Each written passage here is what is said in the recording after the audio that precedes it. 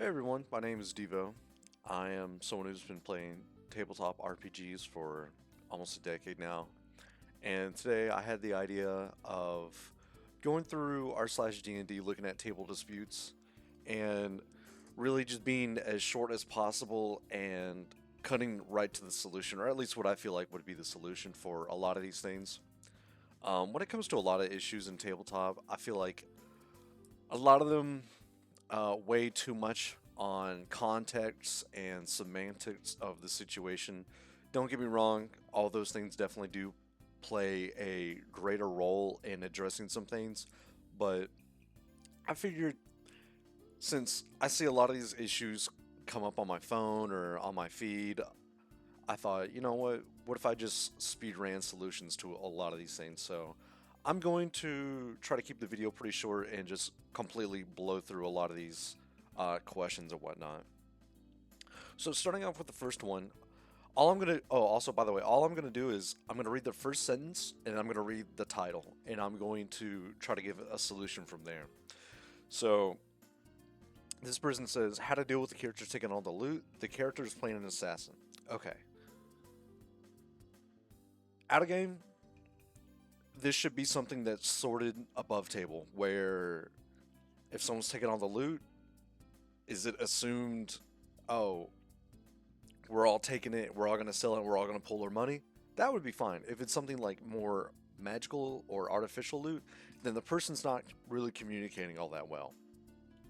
Secondly, in game, if a character's taking all the loot, and this isn't one of those games where weight limit is enforced, because think of it like this: even though a character might have like, I don't know, let's say like an encumbrance limit of like 120 pounds, meaning if they carry over that, they get penalties. But if I put a giant boulder in your backpack that weighs 119 pounds, and then I put, let's say, a 1 pound rock on top of it, that's not the straw that broke the camel's back. The fact is, reasonably speaking, how can you carry a 119 boulder? Not 119-pound boulder. It doesn't make any sense. It would crush everything else. It just wouldn't allow for any other room. So my solution here, both above game or above table and in game, is have a weight limit, and two, make them get their shit together. Because if they're being unnecessarily greedy, then it needs to be talked about. So this person just doesn't want to talk. They just want to talk about their problems. Should I kick this player out? For context, my group consists of high schoolers in a very religious area, and about half the group is queer in some way. Well, ignoring the context here that was given to us in the first sentence here, actually, let's not ignore it. So, a lot of tabletop is about player chemistry, meaning if your players don't get along with each other, then chances are their characters are not going to get along. I can tell you personally, I've met people within tabletop who either have good characters or good ideas um, in a very abstract way, but seeing them in character or seeing them act them out or seeing how they view these certain ideas or whatever, I hate it just because them as people are just, I don't get along with them, and that's simply it. I don't have the chemistry to get along with them. So, in this case, whoever's the majority of the group needs to cut the other one out. So, they said they're in a very religious area, but the group is queer in some way. So, I'm assuming, polar opposites here, right? And so, honestly, they should just kick this player out. And in my opinion, they never probably, given their group, demographic, they probably never should have invited the person in the first place because they have a completely different idea about lifestyle and how the world works. So in game, that's going to be definitely more than just a little bit conflicting, or uh, it's going to be a little bit more than just friction. It's going to be completely incongruent with what they want to do. So I agree. They should kick this player out. I don't know what they did or what they're doing, but they should kick him out. New group of players, being the only one speaking / being proactive. Hi all, I really hope this doesn't come across badly, but I need some advice from y'all. I'm a new player myself who's always been too shy to start a campaign, even though blah blah blah. Okay, this person never put a period down, but essentially, we've got our first sentence. So, new group of players being the only one speaking slash being proactive. So, I'm assuming they're also new, and that they, well, they're the only ones talking, and that's the issue. This is a game where everyone needs to contribute both in game and in terms of, like, let's say fighting or solving puzzles, but also talking. So if no one else is talking, then those other people, if they're new, they might not be cut out for tabletop. Or if they do like what's going on, but they're not sure how to initiate or whatnot, that needs to be the conversation that needs to be had. To where if, let's say, this person's even hogging all the talking time or talking room or whatever, other people need to feel the need to butt in. Like, I don't know if you've ever stood around a conversation where you're talking with someone and there's all sorts of, um, I don't know, things being said. If you just stood there and stared the entire time in the conversation, everyone would just think you're weird. It's completely fair and fine, and I would say polite for you to even butt in at some point and say, "Hey, oh, that's what I think about this," or "Oh, I'm now going to throw my thoughts out there." That's more than fine and completely acceptable, and more people should be doing that. But these people could be new, and they just don't know how the flow of things work. So give them some time. Let them feel themselves out a little bit more. Um, if it gets to the point where they're still not talking and it's been like a month, then either a serious conversation needs to be had of, hey, why are you playing? Or do you not feel comfortable speaking?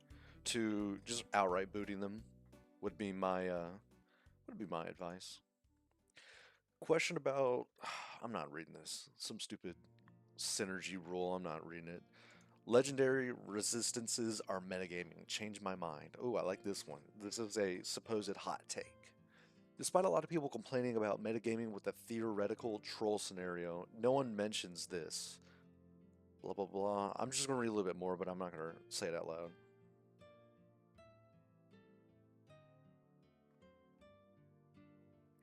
Okay. So, going off the title and a little bit off the first sentence here, I had to read the rest to get even an idea what they're talking about because I feel like there is something to be said here. So basically, this person is asserting that, oh, if a creature has resistances, or if maybe the player has resistances, it forces the enemy or your allies to use spells that very narrowly fit into what's supposed to actually work. And honestly, it's not that much of a hot take on this guy's behalf that it's metagaming, because it's really not. In game, if I threw, let's say, I don't know, a ball of fire at, like, I don't know, some monster, right? And I know for a fact, oh, this is a powerful spell, but then he just eats it and there's like zero damage. You got to go to something else, because that's the whole point of these resistances, is because they are focusing you to either fight in a certain way that makes them vulnerable, or hey, you got to start chipping away with even your best spells being completely resisted. So this guy tries to write it as a hot take. It's not that much of a hot take. It just makes sense. If someone's resistant to piercing, then don't use piercing on them. That's pretty simple. That's very straightforward. Do people know suggestion has been cast on them? It necessarily isn't a dispute. However, I had a question over a ruling. I'm not doing that one. Oh, this one looks cool. Fellow player wants to play as an NFL running back. So a friend of mine is starting up a mini Hextrawl campaign, and we just had session 0 last night. Okay. Well, I guess if you were to boil down what he's saying, oh, I want to play an NFL running back, then he wants someone who's big, tall, tough, athletic. So I mean, there's nothing wrong with that, but saying NFL running back is very peculiar. If you guys are playing like, oh, I'm like a Ladriel, like the elf archer, and then this guy comes up and he's like, oh, I want to play Dante Sean, uh, NFL running back, then yeah, it's the issue of it's just completely incongruent. But they said they had a session zero, so either it wasn't like made clear enough, like, hey, this is a fantasy game, or this dude just does not care. So honestly, sit down, talk with this guy, be like, look, man, you can't play an NFL running back, but what about a barbarian? If it's what you're trying to do, they're fast, they're lightly armored, and they're all about running right into people. Not saying all NFL players are barbarians, just trying to boil down what this guy might want and just get to it. Is this odd? So I've never played D&D before, but I've always wanted to since I was 15. It's been 6 years now, and now my girlfriend and her friends have found someone that seemed happy to run a one shot for us. Uh, Congrats, I guess. Not much of a table dispute there. You've been waiting since you're 15 to play uh, D&D, and it's been 6 years, so you're like 21. I mean, I don't see what's the issue there. What is the proper attire for a wizard? I've always thought the proper mage wore dignified robes. Okay, this is actually something to boil down that's worthwhile.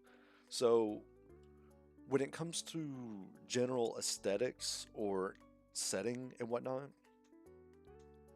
clothing in a way helps portray a lot of things going on. If it's like a steampunk setting, I wouldn't be surprised if someone had like a monocule on, or someone's wearing like an ascot and like a tie. That would be like pretty fitting. So if someone came up to me and they're wearing like, I don't know, like one of those like dress ties and a leather vest, and he's got a top hat on, I wouldn't think anything weird of it. But that comes down more to a lack of communication about the setting and the setting aesthetic. So I don't know what his entire dispute is, but I think that's it. Update. Is it wrong that I don't want my character to become the villain? So for those that did not read my previous post on this is my first ever real campaign I've ever played. Okay, well,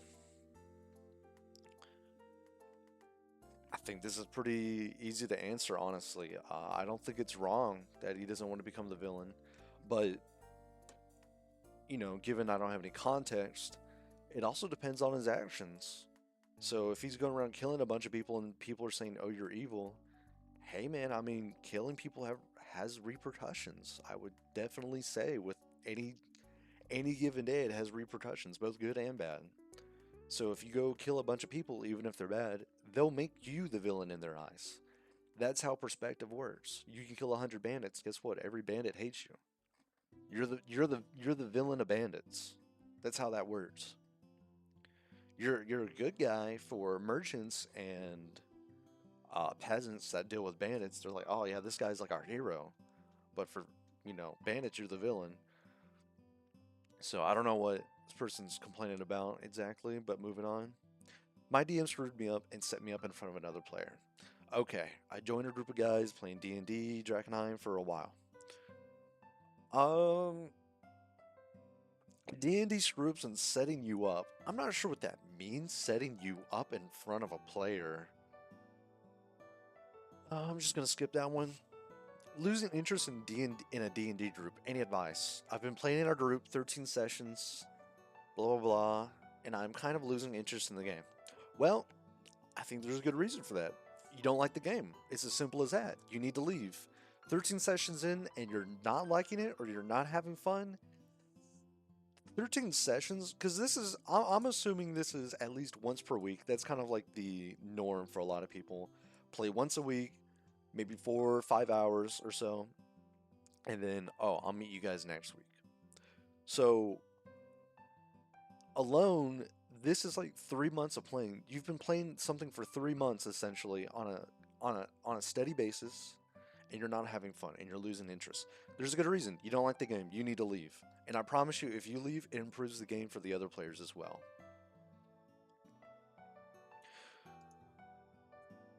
So, moving on to the next one. A player quit because I refused to give him good gear at character creation.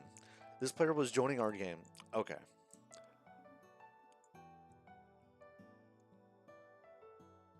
I mean, I think it's fair. DM has final say. If he says you don't get the gear, you don't get the gear. That's it at the end of the day.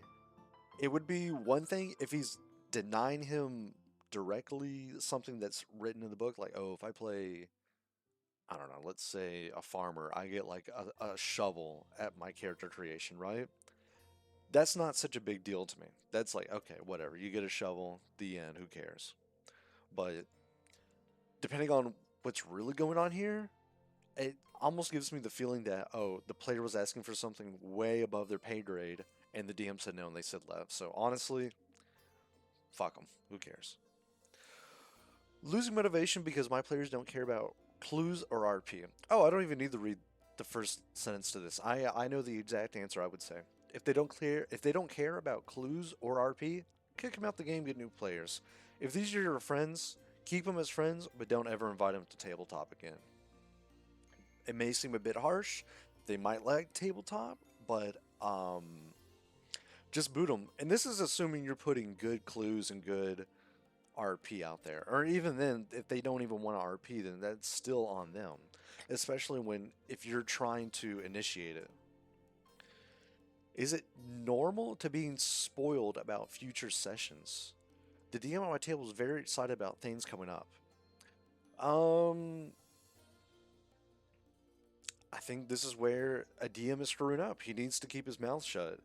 It's one thing to say, "Oh, you guys are heading into the cave soon, so get ready for that." That's fine when players are already anticipating some kind of trouble or something like that. But to be like, "Oh, you guys are entering this cave, but you have no idea, but the floor's gonna fall out and you're gonna land in a volcano," then that's a spoiler. But to to say, is it normal being spoiled? No, it's not. In fact, you should complain. So this is a very valid complaint. And what I would do about it is I would just tell the GM to shut the hell up, or I would look for a new table because if things got spoiled for me, then what's the point of playing? There's no spontaneous like creation or anything on the fly really being presented to me. It's all like, oh, I'm really doing this and you're gonna witness it, and I don't think I really like that. Oh, I think this one once again I can answer without reading the first sentence. I don't think I click with our DM. Get a new table. If you don't like them, just leave. That's it. Group cancellations last minute. Hi all, I'm a DM for a group of 6. Holy shit. Okay. I'm glad I read the first sentence on this one because I've got a lot to say here. So, group cancellations. It's obviously fine when group can't play, like, given a certain amount of time ahead of time, to where it's like, oh, hey, like this week I'm visiting my mother. I can't play. Okay, that's fair. Now, if they're saying this like 3 weeks in a row, then it's like, hey, dude, like, do we need to move the time or do you need to stop playing? That's the conversation to be had. But the biggest issue here is it sounds like he's run a group of 6 people and they're all canceling last minute. First of all, scheduling for 6 people is insanely hard. And if a bunch of them are canceling last minute, you need to have a conversation with them. Because one, that means, because this, I'm assuming this is multiple people. Because group of 6 just means scheduling sucks. And that's way too many people that you have to rely on to come by. So, have a conversation with them if they want to keep playing. If they don't seem particularly like excited to say yes, and let them know like, hey, I want you to tell me if you don't want to play. That's what I'm asking for right now. I'm searching for your interest to be renewed in this game, but if you don't have it, tell me right now. That's the kind of conversation you need to be having with that kind of tone. But 6 people, that's a nightmare. And if they're all canceling last minute, I'm not gonna say there might be something going on with you, but there might. But I wouldn't go to that first. 6 people is already a lot of people. To me, 5 is already like too many people by one. So if you're going for 6, to me that's like, boom, red alarm, red alert, red flag. Don't go there. So my advice for this: cut down your group size and find people that genuinely respect your time. So this person asks, genuine question. Lore-wise, who would be stronger? That does not matter to me. How many attacks can you have in one turn? I'm not gonna answer that. It's got nothing to do with me. Con save for eating food to be satiated. So yeah, as it's written in my title, my character with a pirate background bought some hardtack to eat on a journey, and after eating a day's worth of that stuff, I was made to make a con save to determine on whether my character was satiated. Um, Honestly, like I said, skipping the context here, I've played in and I've ran survival esque tabletop games, but even then, all of food and water is basically uh, abstracted to did you get enough for today? So if this dude ate a day's worth of that stuff, I would say he's completely fine. There's no issue when it comes to food in that regard. Con save, I don't understand why. If it was poisoned, that would make sense. Or if the food was rotten or moldy, that also makes sense. But given what I know and given what I've only read so far, um, I think there's just too much dilly dallying going on. Just kind of too much fucking around for this game. Sorry. It would be one thing if, like I said, he's eating spoiled food, but if he ate a day's worth of food, he ate a day's worth of food. How to deal with a DM that only rewards RP as a player who's bad at RP? Well, I'm just going to give it to you straight. Find a new table or get better at RP. If you're at a game and at a table that really is into RP and you suck at it, guess what? You found your weakness and you know what the table is demanding. So either you get better or you say, you know what? I can't play in this table anymore. If the DM wants to reward him for it, then that's just how it is, dude. Moving on. I have trouble with my players. I'm a DM in a campaign, and the party consists of five. Uh, like I said before, that's a lot of people, and I don't know what the problem is right now, but you need to have a talk with your players. You need to sit down and say, okay, here's the focus, here's the vision, here's what the game is about, and that'll probably solve a lot of problems. No, I'm not giving you free advertisement. I'm getting bored of a campaign in the DM. Get a new table. That's my solution. How to ask a DM to let us roleplay. Um, I'm gonna read the first sentence here. I joined a D&D campaign in person and have been mostly having a great time, but the DM seems roleplay averse, even when I, even when he doesn't have to roleplay. Well, if he's not facilitating roleplay or that's not what he's like particularly looking for at the table, then either you need to get a new DM or you need to get a new table. Otherwise, if you're saying all of this, then I mean to me a big part of tabletop role playing games is exactly that. It's in the name, role playing games. So if he's not allowing it, it is his table at the end of the day, and you just might need to get a new one. There's nothing wrong with giving up a bad DM. But moving on here, why is everyone acting weird about my character? We're playing a Spelljammer campaign, and I'm playing as a female plasmoid bard with a noble background. Personally, I don't know anything about Spelljammer, but plasmoid, I don't know what that is.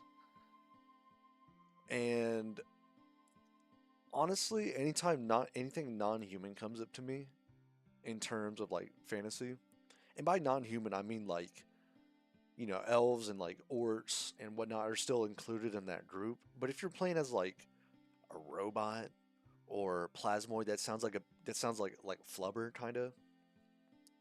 If you present your character like that, I find it very hard to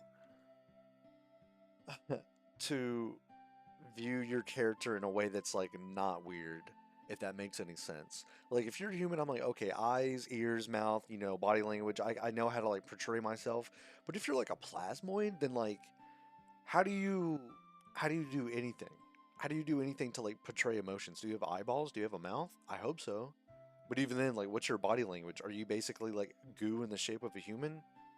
If that's the case, then cool. Then I don't know what they're being weird about, but even then, if you're made of goo, then I don't know. I would still be not entirely sure how to deal with you.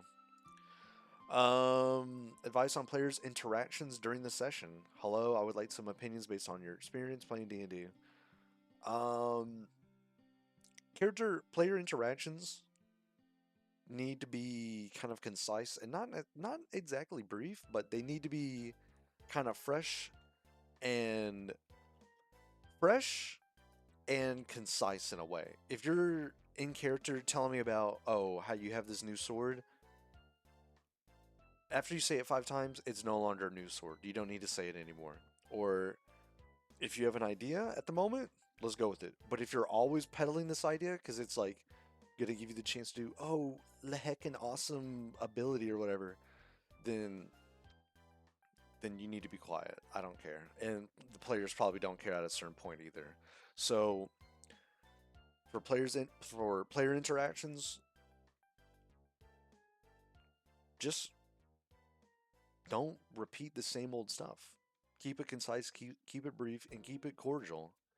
Is what I would say. I think this person's talking about like a character, a monster. I'm not sure,